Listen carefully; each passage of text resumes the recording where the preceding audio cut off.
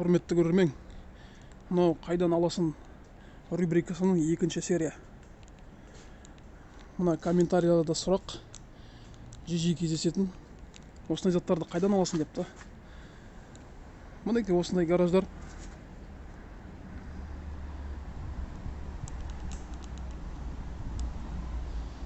Осындай гараждардан тумаластарым, достарым арнаға керек болады деп звондайды. Барып алып кетеміз. Бүгінгі заттар мінекей осындай бір телевизор, магнитофон, мынау да және мынау.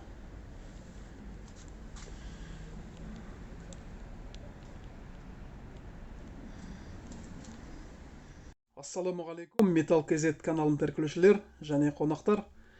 Бүгінгі видеомыз осындай кішігірім обзор. Кешегі досымның гараждан келген заттарды көрсеткім келіп тұр.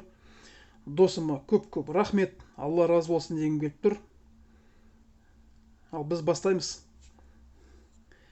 Мінекей осындай магнитофон, автомагнитола. Бұдан кейін телевизор, DVD, видеомагнитофон. Және осындай бобинный магнитофон. Енді мына артша кіріскіш жоқ. Бірақ кейінірек онда обзорда көрсетем. Ар жағын айналдырып, как положено. Және осындай автомат. Оны бұйырса бәріміз де ашамыз, бәріміз де көреміз. Болашақ роликтерде, Алла қаласа. Ар жақта кішкентай бір монитор тұр, тағылып қалды. Бұл менің бір досым бар тоже. Ода кеште алып келді үйге, подъездге шейін. Звондап, астына түсіп алдым. Мінекей осындай обзор. Құрметті көрермен, әрқашанда сендермен біргемін. Ауырмаңыздар. Келесі кездескенше.